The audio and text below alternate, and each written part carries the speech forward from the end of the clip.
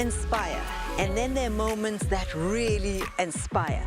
My next guest is someone that's an example of what happens when you dream, and you dream really big. The brand is Manso. Her name is Palesa Mukubu.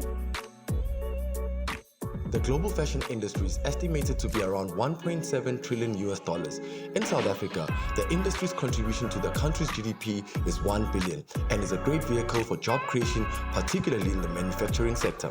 But fashion is a lot less about the glitz and the glam, but a whole lot more blood, sweat and tears before anyone is given their flowers.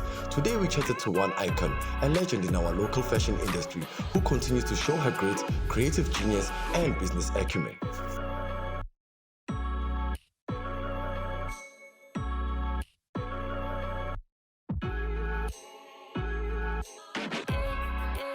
So let's take it back, because you know when you and I were chatting last time, you spoke of the fact that you don't get even a moment to sit and reflect. Let's take it back so that we can do that, right? Yeah. When was the first time you thought, this is for me? No, I mean, I left in the middle of classroom. You know, I was a fashion student in my first year. And I left in the middle of class. Back then, we had short breaks. I left during short breaks because it was like November. I was thinking, let me try and get a job as a salesperson for December. And then I left, and I went wearing a skirt that I had made and a top. So I walked into Stone Cherry at Rosebank because I, identified with the store and the brand. And the owner, Kenzie, was behind the store, and I didn't have to say anything. I think my wardrobe just kind of spoke for me. She liked everything that I was wearing and kind of hired me on the spot. And you didn't have to ask, in a way? No, I didn't ask for the job. I went to look for a job. I didn't have to ask for it. She just looked at you. Yeah, the clothes, thought, the wardrobe did the job. It's very important to look the part because well, especially in my industries. That's why I really do love the brand, and I represent it as much as I can. And, the passion was there, but the journey must have been, as you said, it was long. The journey, I had no idea about this journey. Nobody told me. There wasn't anyone I could ask. There wasn't anyone. I didn't know anybody who was there. I knew a few women in the neighborhood who made clothes, but none of them had been picked out, the way that I was. I didn't know any younger. I was the youngest at Stone Cherry. I was the most hardworking, because, and I say this I say this as a fact because I wish Stone Cherry was still, around. I feel a bit like like the girl that kind of, stood the test of time. I mean, even the brand is no more, but they groomed me, or I had the stamina to kind of make it this far. So then there must be something about school that wasn't enough, because you walked out. Yeah. It's the passion, the drive was too much. I was too excited about just being a creative and knowing it. Because I had friends who did not know what they wanted to do. So for me I was the only person who knew how I felt and what and had the urge. So I followed it. And many times it meant when my friends went to parties, I went to a fashion thing alone at 5 p.m., going to find it. And I just told my mom, like, I will make a plan. That many times it meant I needed to walk alone.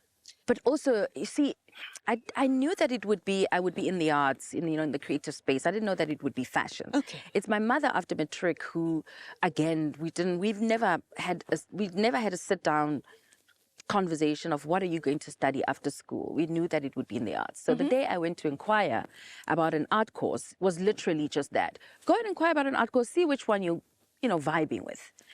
That was the conversation the night before. And then when I left the house in the morning, she said, she was at the end of the house and I was literally out the door. And she said to me, why don't you try fashion design? Did it resonate at the time, the fashion design? No, I thought, let me just catch a cab. I mean, I wore, a skirt that I probably tore, like, I was wearing, probably one of her dresses or something like that. So I knew I had a style sense, unique sense of style, but not at the time, not in a form of, education. Like it's something that I could study, or I really did not think about it. I didn't think about it. It's so inherent, in me.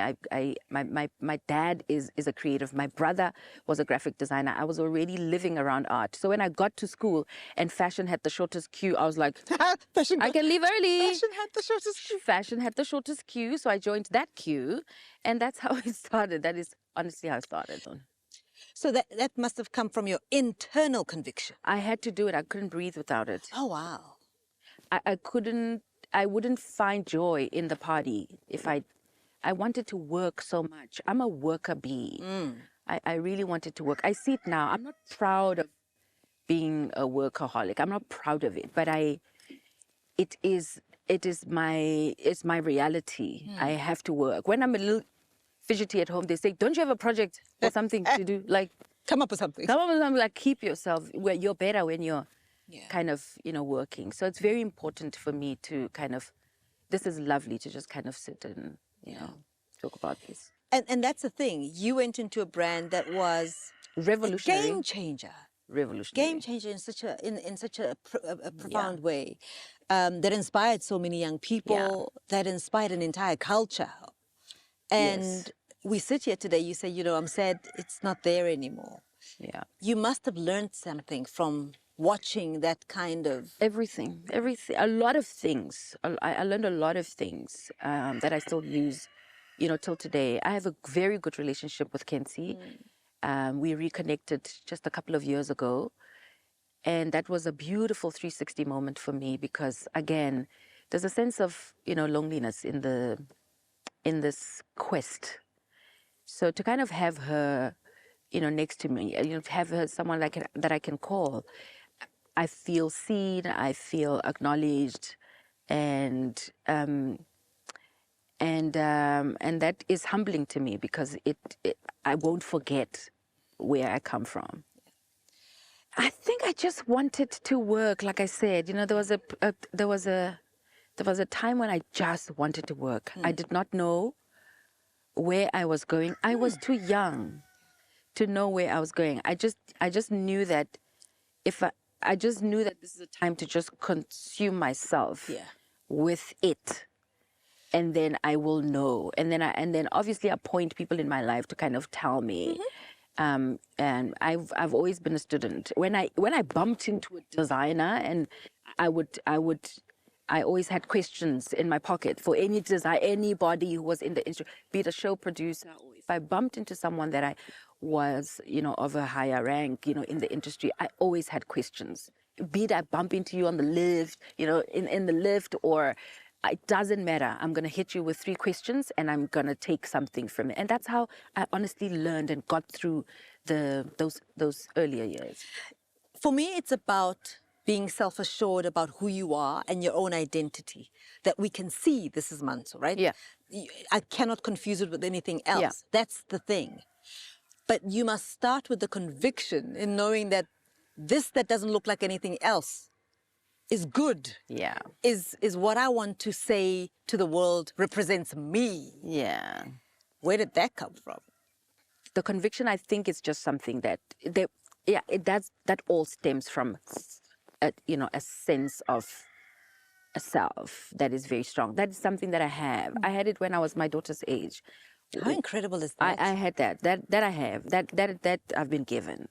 That just knowing that I am good enough in my worst day. My worst day, I'm good. That is something that I'm grateful for. I've never doubted that, and I think it's a personality, it's a character thing. It gets built through, I don't know, a tough life, maybe. I don't know. So you've always known this is it. This was it. This is the life.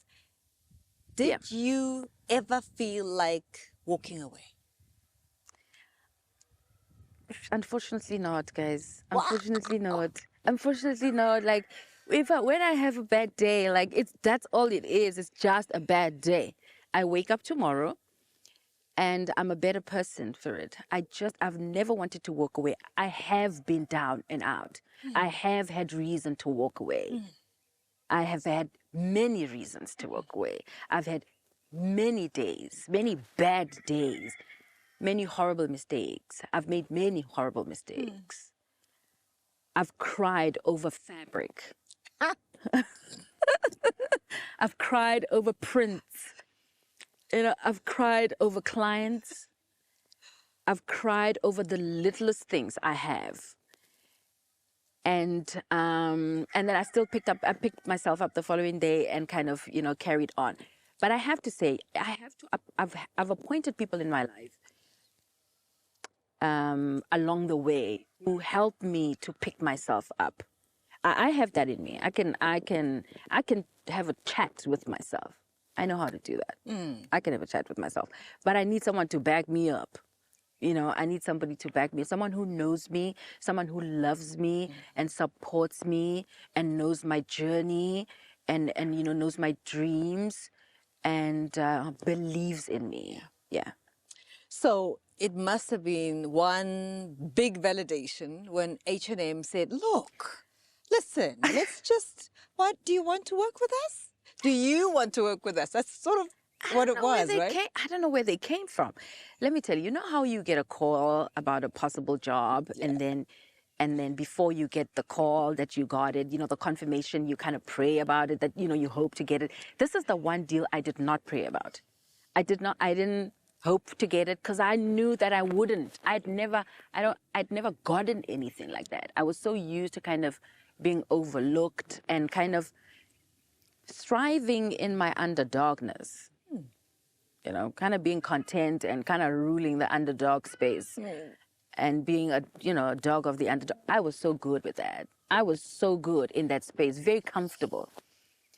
So I did not think they would pick me. I mean, they shortlisted 3 designers in the continent, 1 from South Africa and 2 from other parts of the world. So I knew that I was not going to get it. I did not think I would. And so what happens when it does? So when it does, I start crying now. And the whole world starts crying. And the whole world starts was crying with you. Yes. The whole industry starts crying. Yes. Everyone starts crying. Yes. Because no one thought it would happen to me. I start crying now. Yeah. But the reason I didn't think about it is because I was very pregnant when it happened. So I was winning in my under. I was like, if I don't get this, I'm having some kind of baby. Okay, be it an industry baby, a fashion project, but I'm winning, right? I'm producing something nonetheless. I'm producing something, so I wasn't stressed about it.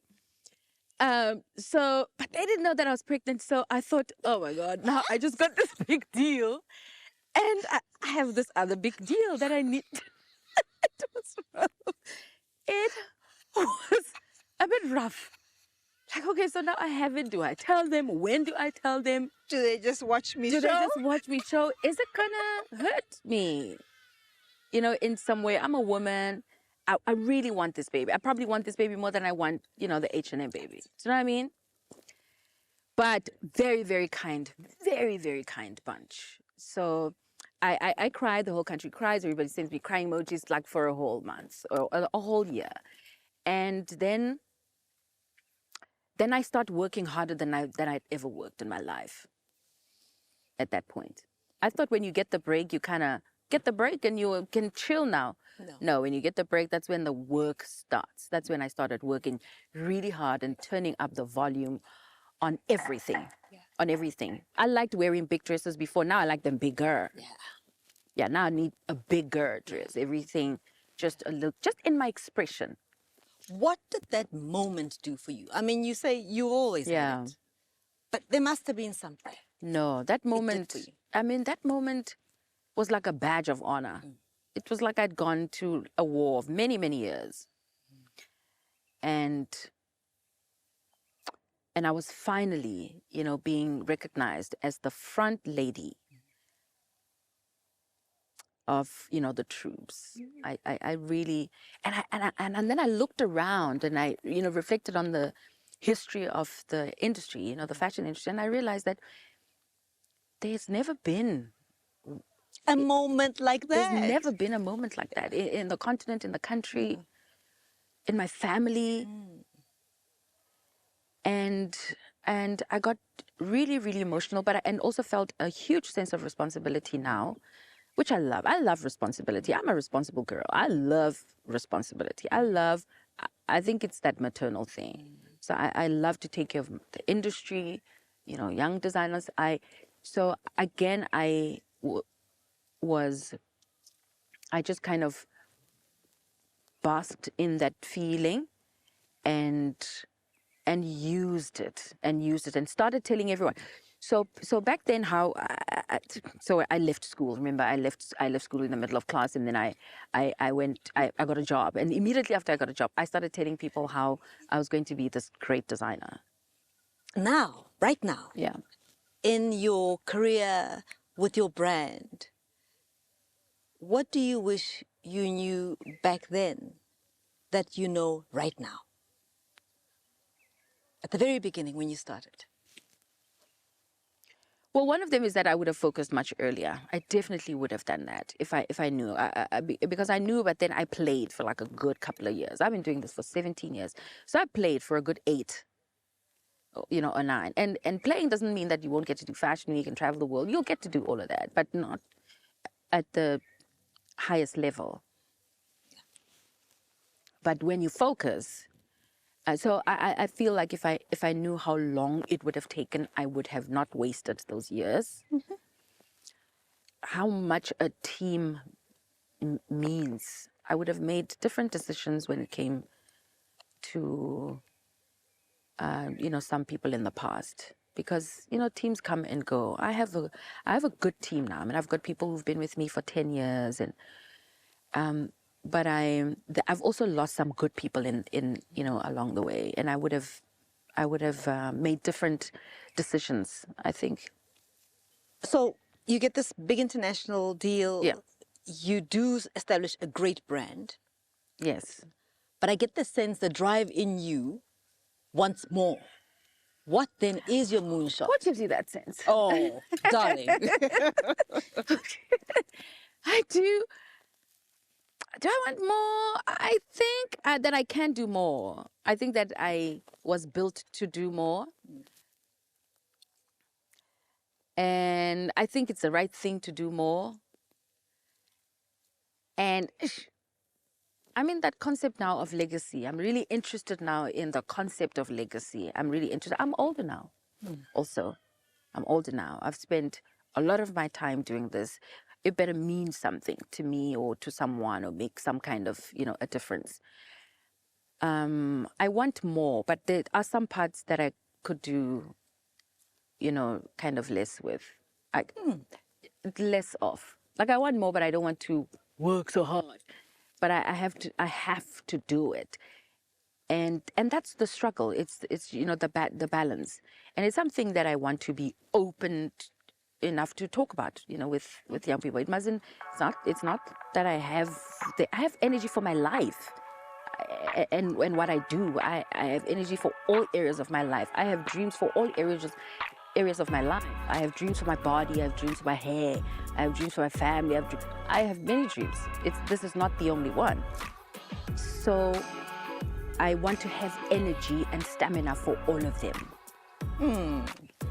Well, dream on. Dream on. Dream on. Thank you. Dream on. Thanks for coming through. Thank you.